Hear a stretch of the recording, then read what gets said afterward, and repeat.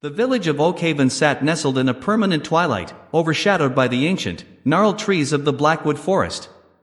It was the kind of place people moved from, not to. Detective Elias Thorne had come for precisely that reason. He wasn't looking for a promotion, he was looking for oblivion in a quiet, dead-end post after a case in the city had shattered his nerves and his career. But Oakhaven wasn't quiet. It was silent. The silence was broken only by the whispers, which Elias dismissed as the typical small-town gossip until they coalesced around a name: Aiden. Aiden Ashworth was 10 years old. He'd been missing for 3 weeks. His parents, Martha and Thomas, were pillars of the community, or they had been until the disappearance had hollowed them out like rotten wood. Martha, a woman whose hands never stopped moving, now sat utterly still, staring at the empty swing set in the backyard. "He just vanished, Detective," Thomas had said, his voice a rasp against the silence of their home. "He was playing down by Blackwood Creek. We checked. The police checked. Nothing. No footprints, no struggle, no sign." Elias had been a city detective, his expertise was concrete, not conjecture. Yet, the local police, led by the tired, resigned Chief Miller, had practically begged him to take a look. "You've seen things we haven't, Thorne," Miller had said, a hint of desperation in his voice. "This feels different." Elias drove his worn sedan down the dirt track to the creek. The air here was heavy, cold, and smelled of wet earth and something else, something metallic, like old pennies. The creek itself was less a flowing body and more a stagnant, oily ribbon of water snaking through the dense undergrowth. He found the only trace of the boy not in the creek, but in the crook of an old weeping willow that leaned over the water. It was a small, crudely carved wooden bird. Aiden's mother had confirmed it was his. As Elias stood there, examining the bird, the sun, what little of it managed to pierce the canopy, sank further. The shadows grew long and monstrous. He felt a sudden, sharp pressure behind his eyes, a spike of nausea. He looked up, his gaze drawn by an unnatural stillness in the trees across the creek. There was a flicker of movement. He squinted. It was a boy. Small, gaunt, dressed in a dark, oversized hoodie that seemed to swallow his form. Elias started forward, yelling, "Hey! Kid! Stop!" The boy didn't run. He didn't move at all. He just stood in the gloom. And then, slowly, he tilted his head. In the deepening twilight, a detail hit Elias with the force of a physical blow. The boy's skin was pale, almost translucent, stretched taut over prominent bones. But it wasn't the pallor that rooted Elias to the spot. It was the eyes. Two horrifying, incandescent orbs of crimson, burning with an unnatural light that cut through the darkness like twin embers. They weren't reflecting light, they were generating it. They bore into Elias, devoid of childhood innocence, filled with an ancient, cold malice. Elias's training took over. He fumbled for the flashlight on his belt, but the sudden action was enough. In the instant the beam pierced the gloom, the red-eyes boy was gone. No sound of crunching leaves, no snap of a twig. Just a blank space where he had been, and a lingering scent of sulfur in the cold air. Elias stood trembling, the wooden bird forgotten in his hand. He wasn't sure if he'd found a clue or a warning. He hadn't found Aiden, but he had found something that felt inextricably linked to the boy's disappearance, something utterly, terribly wrong. The image of the boy's eyes burned itself into Elias's consciousness. He couldn't dismiss it as exhaustion or a trick of the light. He knew what he saw. He spent the next day not interviewing witnesses, but doing research, convinced the Ashworth family was key, not just to who the red-eyes boy was, but what he was. He went to the old Oakhaven Library, a dusty, forgotten building run by Mrs. Eleanor Vance, a woman whose memory was sharper than any microfiche. "The Ashworths?" Mrs. Vance repeated, her eyes wide behind thick spectacles. "They're one of Oakhaven's oldest families, Detective. Always had a reputation for being particular. They kept to themselves." "Did they ever talk about a place? A building? An old house or a specific piece of land?" Elias pressed. Mrs. Vance finally led him to a forgotten section, all leather-bound volumes and brittle, yellowed paper. "Their ancestry is all there. Thomas is a genealogist, you know. Obsessive about the family line. He was always in here before Aidan went missing. Elias pulled out a thick, ledger-sized book, the Ashworth Chronicle, from hearth to ruin. It was Thomas's own meticulous family history. Elias began to read, tracing the lineage back through generations of Thomas Ashworths, until he reached the mid-19th century. There, amidst the florid script, he found a passage that made his blood run cold. It spoke of a child, also named Aidan, born in 1852. And the babe was cursed from the first breath. His skin was pale, his cry not of an infant, but a beast's wail. His eyes, two molten stones of cinnabar, opened upon the world, and in that moment, the Blackwood offered up its tribute. We hid him. We contained him. But he was hungry. He was the gleam of the Acheron, a spirit pulled up from the earth's deepest rot. Elias paused, breathing in the musty air. The Acheron was the mythological river of woe. The mention of the Blackwood offering up its tribute chilled him. The entry went on to describe the child's slow, horrifying growth. The family had walled him up in a secluded portion of their expansive estate, an old, abandoned root cellar beneath a shed. They believed they were protecting the world from him. Then came the final, scrawled entry from 1862. The cold takes us all. He has broken free. The harvest of souls begins tonight. He takes the children, but he seeks the lineage first. He is not a boy, he is a pact the first Thomas made with the cold earth for prosperity. The Ashworth firstborn, cursed to become the vessel for the hunger. Elias looked at the date, 1862. The child, Aidan, had been 10 years old. The same age as the missing boy, Aidan Ashworth. And the same age as the red eyes boy Elias had seen at the creek.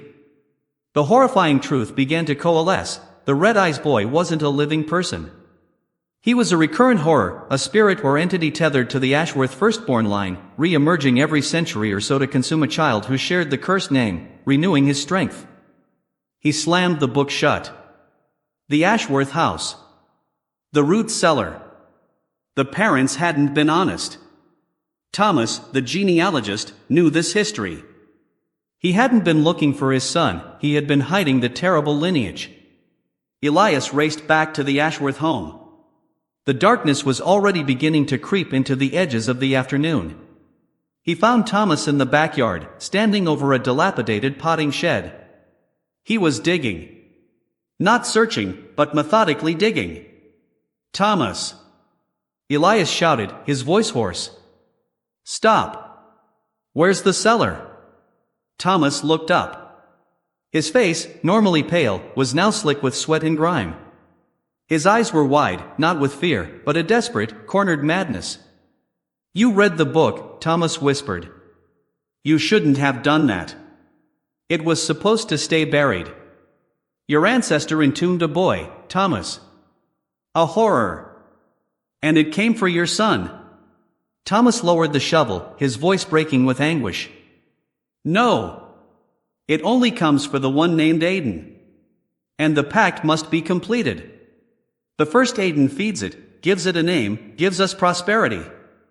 But the second must bind it again. I have to put it back. I have to contain the hunger. He pointed to a set of crudely disguised trapdoors beneath the shed. It's down there. The old root cellar. He took Aidan and went back. He's growing stronger. I have to lock the door. I have to save Martha. I have to save us. Elias knew the man was dangerously insane, driven mad by a generational curse, but his words gave Elias a path. He had to go down. He had to find out if the missing Aidan was still alive, or if he was simply another tribute. Give me the shovel, Elias demanded, his hand moving to the grip of his service pistol. I'm going down there. You stay here. Thomas just laughed, a broken, dry sound. It doesn't want me, detective. It wants the children. And now, it knows you're looking. Elias pulled the old trapdoors open. A blast of cold, bone-dry air, reeking of decay and sulfur, hit him. He dropped into the darkness, his flashlight beam cutting a shaky path across the stone walls of a vast, forgotten subterranean chamber, the root cellar, now a makeshift tomb. Aiden! Elias called out, his voice swallowed by the oppressive silence. The chamber was lined with dusty shelves, now mostly collapsed.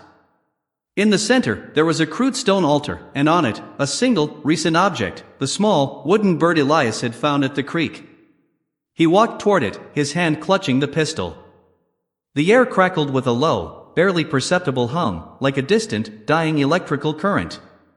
"You shouldn't have come," a voice hissed, not from a throat, but from the walls themselves, a dry whisper of ancient malice. Elias spun around, aiming his flashlight. The beam found him. The Red-Eyes boy. He was taller now, his form less like a child and more like a stretched, skeletal puppet. His face was a map of blue, broken veins, his mouth a thin, cruel line. And the eyes, they were burning brighter, too relentless, glowing wounds in the darkness. "Where is the boy, Aiden?" Elias demanded, using the name from the Chronicle. The Red-Eyes boy smiled, a slow, terrifying peeling back of lips to reveal teeth that looked too sharp, too long for a child. "He is with me," the boy whispered. "He is the fuel. He makes me strong. He has the name. And the hunger is vast." Elias saw a flicker of movement in the darkest corner of the cellar. He swung his light over and gasped. 10-year-old Aiden Ashworth was there. He was unconscious, slumped against the wall, but alive. A faint, glowing red mist, like bloody smoke, was wafting from him and being slowly drawn into the Red-Eyes boy. The older entity was feeding on the younger's life force, his very essence. "I will not let you take him," Elias said, his voice surprisingly steady. "You cannot stop me," the boy taunted. "I am a promise. A curse. 100 years of Ashworth sin." He took a slow, deliberate step forward, his red eyes narrowing. "You have no power here, detective. You have only curiosity, and I feed on that, too." Elias knew he couldn't shoot. A bullet might kill a boy, but it wouldn't kill a curse. He had to find the source of the entity's power, its anchor. He looked at the stone altar and the wooden bird. The curse was about the lineage and the binding. His eyes fell on a thick, oxidized iron ring set into the stone floor, directly beneath the altar. A locking mechanism. The first Ashworths didn't just wall the boy up, they had used an artifact, a ward, to bind the curse. The Red-Eyes boy lunged, not with speed, but with a horrifying, slow certainty. Elias dodged, dropping to a knee. He swung the flashlight and smashed it against the boy's head. The entity barely flinched, but the momentary distraction was all Elias needed. He scrambled toward the unconscious Aiden, grabbing the boy's arm and dragging him back toward the trapdoor. The Red-Eyes boy let out a piercing shriek, a sound of pure, unadulterated rage that vibrated in Elias's teeth. "He is mine. The cycle must be fulfilled." Elias pulled the living boy as far as he could, then turned back to the cellar. The entity was coming, its eyes now twin infernos. Elias hurled his pistol across the room, past the creature, toward the iron ring. It clattered loudly against the stone. The Red-Eyes boy stopped, his attention momentarily diverted by the sound. "You want the boy?" Elias yelled. "You want the lineage? Then take the key." He grabbed the Ashworth Chronicle from his jacket and threw the heavy ledger at the creature. The moment the book, the physical record of the curse, touched the Red-Eyes boy's shoulder, the entity screamed again. But this time, the scream was one of pain, a sound of tearing parchment. Elias didn't wait. He sprinted back to the iron ring, ignoring the screams, and found the small, almost invisible groove in the stone. He jammed his pocket knife into the groove, leveraged it, and pulled the ring. A heavy, grinding sound echoed through the cellar as a section of the stone floor shifted, revealing a deep, dark shaft. The Red-Eyes boy was now writhing on the ground, the touch of the chronicle burning him. But he was fighting back, the power draining from the living Aiden now fueling his resilience. Elias knew this was his only chance. He wasn't sure what he was doing, only that the history and the curse were tethered. He bent, grabbed the wooden bird from the altar, and with a desperate surge of adrenaline, he threw it, and the still-burning Ashworth Chronicle, down into the open shaft. The effect was instantaneous and absolute. A massive, echoing WUMPH shook the entire cellar. The light in the red-eyes boy's eyes went out like snuffed candles. The fiery red skin instantly faded to ashen gray, and the horrifying, elongated form shrank. In a single, silent moment, the entity collapsed into a pile of dark, crumbling cloth and dust. The sulfur smell vanished, replaced by the clean, damp scent of ancient earth. Elias stood panting, the silence absolute. He looked at the dust where the entity had been, then at the unconscious Aiden. He was pale, frail, but the red mist was gone. He climbed out of the cellar, pulling the boy's limp body with him. Thomas Ashworth was gone, having fled his ancestral obligation. Elias didn't pursue him. The true horror had been dealt with. Weeks later, the press had a simple story. Detective Elias Thorne found a missing boy, Aiden Ashworth, in a deserted root cellar where he'd been held by a delusional, disturbed relative, Thomas Ashworth, who had since disappeared. The fever dreams of the boy having red-eyed friends were dismissed as trauma. Elias kept the truth locked away. He had faced the impossible and survived. He watched as the Blackwood forest finally seemed to brighten, its grip on the town momentarily lessened. He was no longer looking for oblivion in Oakhaven. He was looking for a way to ensure the hunger remained buried. He stood on the edge of the creek, looking at the newly secured shed, and wondered about the nature of a curse that merely slumbered, waiting for a new Aiden to be born and a new book to be written.